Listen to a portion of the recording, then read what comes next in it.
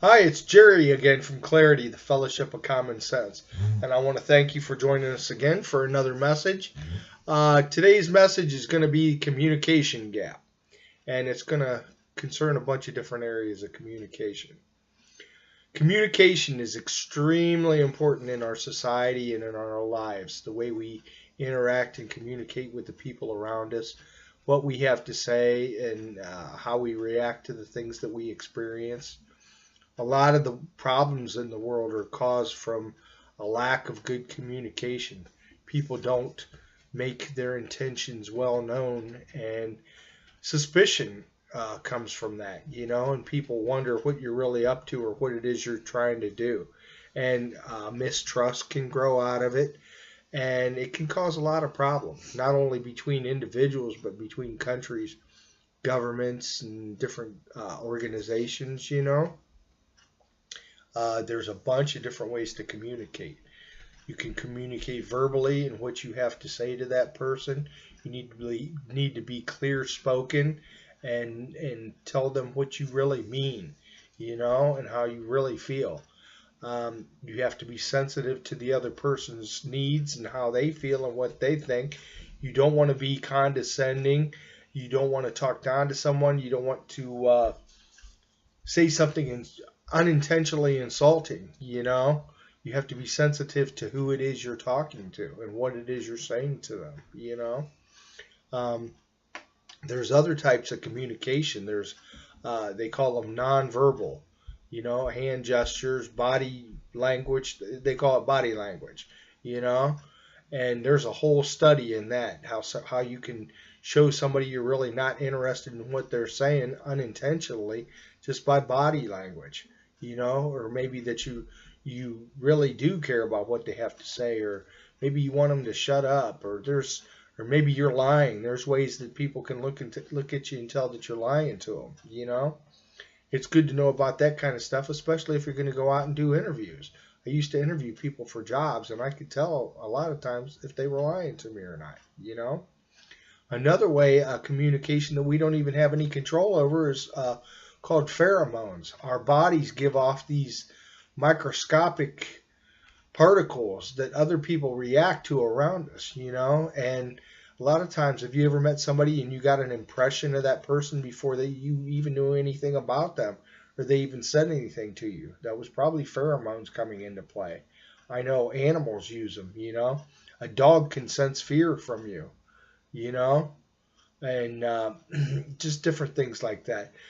Like anything else, the more aware you are of the different aspects and all the different ways it affects us and the ramifications, then the more informed you are. And that's what we're trying to do here. We're trying to inform people and teach people.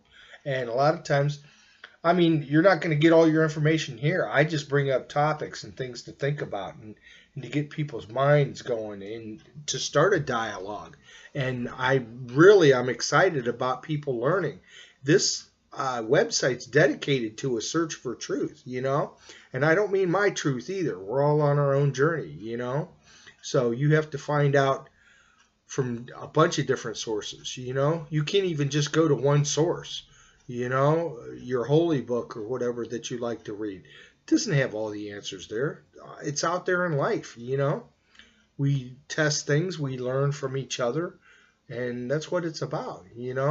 But above all, it's like communicate with people, especially your wife or your husband or whoever you're in a relationship with. Communication is vital, you know?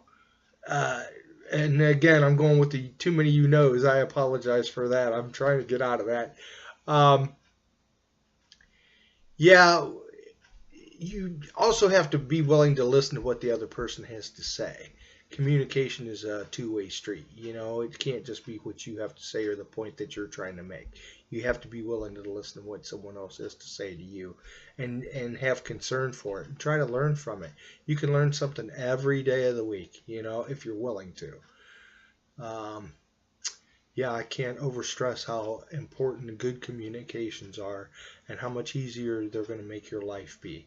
When you go on a job interview, they're watching you to see how well you communicate and how well you listen. Can you take instructions? Are you going to follow through with what you're told to do? You know, we control the way other people perceive us, and that is a truth. Um, it's all in the way you carry yourself, the way you dress, the way you comb your hair. If you have tattoos, if you're clean shaven or you have a beard, the way you dress, you can be cocky about it and say, "Well, this is me." Well, how acceptable is the person you're presenting? How to the rest of the society?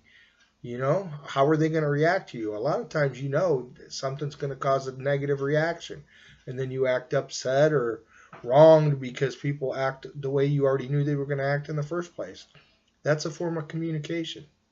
So let's keep this in mind. And I want to thank you again for joining us and being with us. And let's promote knowledge and understanding. It's what it's all about. And we thank you, and tell others about us and try to bring them to our Facebook page and what we're trying to do here. Thank you. Bye.